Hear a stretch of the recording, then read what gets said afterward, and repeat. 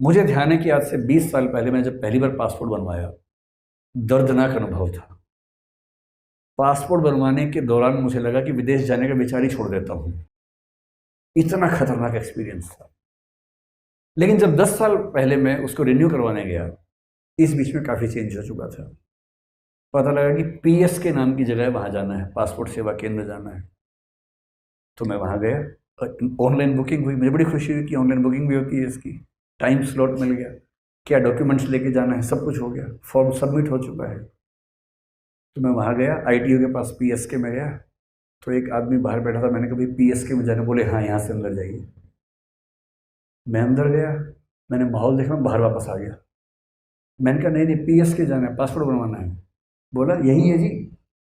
मैंने कहा नहीं, ऐसा नहीं हो सकता, क्योंकि अंदर एसी लगा हुआ था।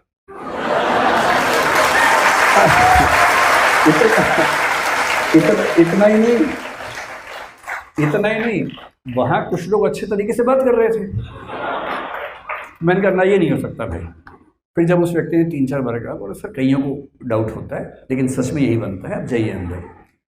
मैं गया, मैंने बड़ी हिम्मत से एक, वो जो केबिन्स होते हैं वहाँ छोटे छोटे क्यूबिकल्स बोलते हैं उनको ना, एक क्यूबिकल में एक कोई व्यक्ति बैठा था। मैंने उससे पूछा, मैंने कहा पासपोर्ट यहीं बनता है? बोले हाँ सर यहीं बनता है, बैठिए। अब तीसरा डाउट, उसने कहा बैठिए। ये मैंने कभी नहीं सोचा था कि सरकारी ऑफिस में कोई कहेगा बैठिए। फिर बैठा, मैंने कहा कहाँ जाना होगा? बोले सर कहीं भी हो जाएगा, यहीं कर लेते हैं। आप समझ रहे, झटके पे झटके लगते जा रहे हैं। फिर उसने कुछ कुछ किया, बायोमेट्रिक कुछ मार्क्स लिए, सब कुछ किया। आधे घंटे बोला सर हो गया, बस एक बार ऊपर जाना है, वहाँ बस आपको एक बार वो अधिकारी हैं अटेस्ट करेंगे, फिर आपका काम हो गया पूरा। मैं इतना खुश हो चुका था, मुझे साक्षात स्वर्ग की अनुभूति हो रही थी कि मैं जन्नत में आ गया हूँ। फिर मैं ऊपर गया, वहाँ एक लंबी लाइन थी। तब तक मैंने 2-4 लोगों से पूछा, वो भी डाउट में थे। मैंने पूछा ये क्या हो रहा है? तो उन्होंने बताया कुछ नहीं सर, ये प्राइवेट कंपनी को आउटसोर्स कर दिया है। तो मैंने कहा अच्छा अच्छा अच्छा, ये मामला है। तो अब ये सरकार नहीं कर रही, प्राइवेट कंपनी कर रही है, और टीसीएस के पास शायद वो काम था। तो मैंने कहा अब क्या करना? बोले अब जो फॉरेन मिनिस्ट्री के अधिकारी हैं वो आपसे बात करेंगे, बस चेक करेंगे कि डिटेल सही है कि नहीं है, फिर ठप्पा लगा देंगे तो हो गया। मैंने ठीक है।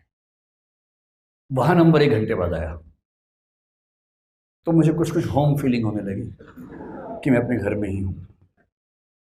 अंदर गया तो मैं हरियाणा से हूँ, साक्षात एक हरियाणवी देवदूत बैठा हुआ था अंदर। हरियाणा में सबसे अच्छी बात है कि वहाँ सम्मान सूचक शब्द है ही नहीं हमारी भाषा में। ना ना ना ऐसा ना ऐसा शब्द है, ना ऐसा भाव है। तो वहाँ मैं गया, मैं तो नीचे वाले भाव में था कि बहुत सम्मान से बात होने वाली है। तो वहाँ मैं गया, मुझे लगा बैठने को बोलेंगे, तो उन्होंने नहीं बोला। उनका पहला सवाल था क्यों जाना है बाहर? बोले बाहर क्यों जाना चाहते हो? तो मैंने कहा घूमने के लिए जाना है। तो 2-3 बार ऐसी ऐसी बात बोल के फोटो मिलाई अच्छे से, तू ही है ना, तू ही है ना? मैंने कहा हाँ मैं ही हूँ भाई, मैं ही हूँ। आने बोले ठीक है जा, ठप्पा लगाया जा। तो मुझे भरोसा हुआ कि नहीं, मैं अपने देश में ही हूँ, और वो संक्रमण चल रहा है। एक दिन में थोड़ा चेंज होता है, चेंज धीरे धीरे होता है, एक दिन में कहाँ चेंज होता है, समय लगता है चेंज होने में। ब्यूरोक्रेसी का कैरेक्टर कैसे चेंज होता है, इसका एग्जाम्पल पिछले 10-20 साल में अगर आप देखेंगे तो दंग रह जाएंगे।